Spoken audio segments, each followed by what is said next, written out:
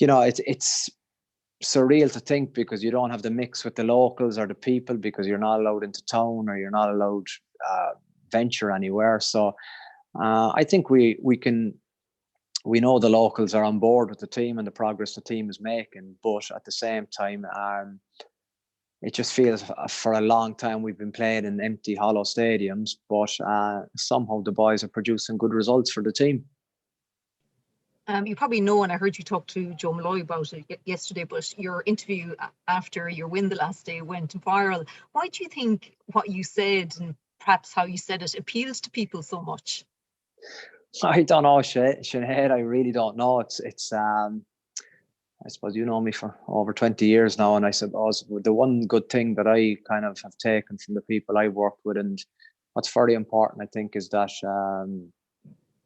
I think if you're honest, you can keep account of what you're saying, because there's a lot of smart people out there that if you try and create a plan or create a strategy to keep an advantage over someone or somebody or some team, it'll come back at some stage. So I think for me, it's best if you're clear. I think my mindset was probably turned inside out going to the Crusaders, just the way they think about things, and how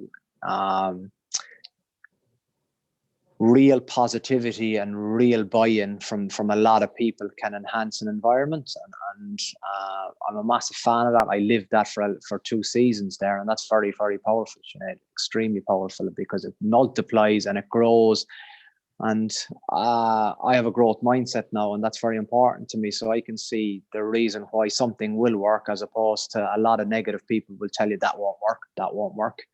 And they'll be experts in telling you why it won't work. But I don't really believe in that. I believe that if you kind of make a plan, discuss the plan, apply the plan, then something good can happen. So that's where I'm at the minute. And it was fascinating for me too, because it was a very much an overreaction to potentially not seeing maybe French teams in a club context, because we see France obviously at Six Nations level, but before, unfortunately, in the last 2 or 3 years, the deal has been taken where French club rugby has gone off the TV screens of Irish people, and I think it's a big void in people's lives.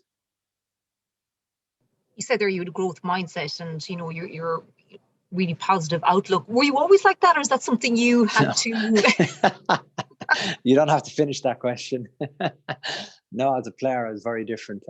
But that's because I was, shaped or formed in a different era, in a different environment, and you're a product of your environment, no matter how strong mentally you think you are. And, I remember a lot of foreign players I play with, and it's only with a bit of hindsight you really appreciate now, looking back, how many great ideas they had. But because of the fact that we were probably so set in our ways in Munster and an Irish camp for a long time, that was the way we felt it was, and it was really good an awful lot of the time. And I would never change that either, because there's nothing like playing for Munster in a full Thomond Park. That's memories of a lifetime for me.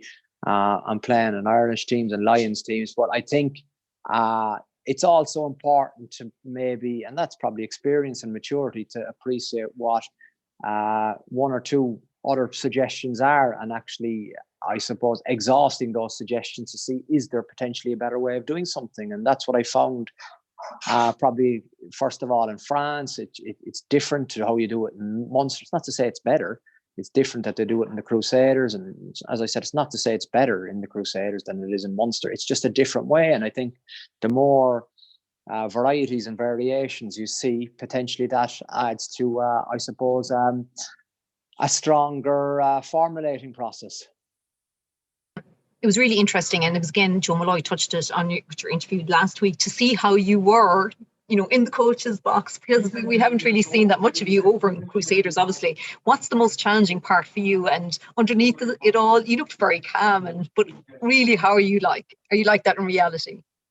No, I'd say probably, it depends on the game, to be honest. I think I don't have a set formula for it. I think, like players, coaches have to be able to adapt in the moment too. We may have planned something all week, and then all of a sudden the images you're looking at live, well, this isn't actually what I prepped, so I have to get to plan B straight sooner than the players, because the players can't get to plan B unless I give it to them. But an awful lot of good players, and that's where you get lucky at times, is they're able to problem solve on the pitch in the now.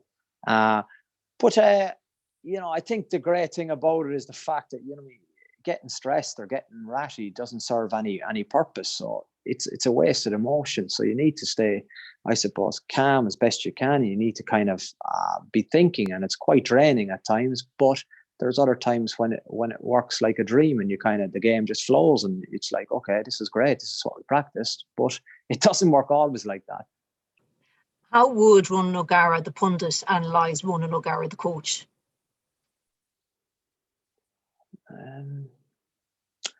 I don't know, because it's me. And I don't do it. I think I do an awful lot of self-reflecting, because the reality is I have to look in the mirror more often than the players have to, because I'm wrong more often than I'm right, and that's the reality of it. But I think your players appreciate you when you put up your hand and go, guys, you got that wrong. What's a better way of doing it? And that's the way I believe in. I believe in a collaborative approach, but also you got to tie up your meetings at the end of the day and kind of going, okay, these are the suggestions that came out of it, but this is how we're going to do it. You can be very strong on one or two things, Sinead, and you have to have fixed probably beliefs on values on certain things, but you also have to have, I suppose, an environment where you can empower players and actually make them feel really good about themselves, because once you create that and you don't fly off the handle with them for dropping a ball, they don't mean to drop the ball. That isn't their plan either. So you have to understand the why behind it's happening. And once you understand that, then if it's a skill set error, it comes down to the player. If it's a mindset error, it's my issue. Okay, two final quick ones, Ronan. Thank you for your time. I'll ask, I know you're completely just concentrating, obviously, on this game this weekend. In your column last Friday week, you kind of mentioned about that you're on your own journey, and I think we can all appreciate that. But obviously, when everybody was seeing the way La Rochelle played last Friday night, people were going on about, including myself, about, you coming back to Munster. Is it wrong to assume that someday you see that in your plans of coming back to coach in Munster or Ireland? Is that presumptuous? It's a very good question, and I think long and hard about it, but I kind of live in the now, and you would have experienced a lot of the highs and lows of my time as a player, and whether that's losing people that are close to you. I don't have a master plan, Sinead. That's the truth. I do the best I can for what club I'm at now. And that's very important to me. I get stuck into it. I love it. I really do enjoy what I do. Otherwise, I do something different, but I enjoy it. I enjoy hugely the people side of the game. And it can be hugely difficult and frustrating, but that's the challenge, and that's something that I enjoy, trying to get the best out of the players I coach, because I can remember very good coaches that made me feel incredibly good about myself when I played. That's important. And I think that becomes addictive, and it becomes inspiring, and that's important to me. So I know where I am for now and for next season in La Rochelle, and after that my game it's a kind of a short-term game, and that's the way I look at it.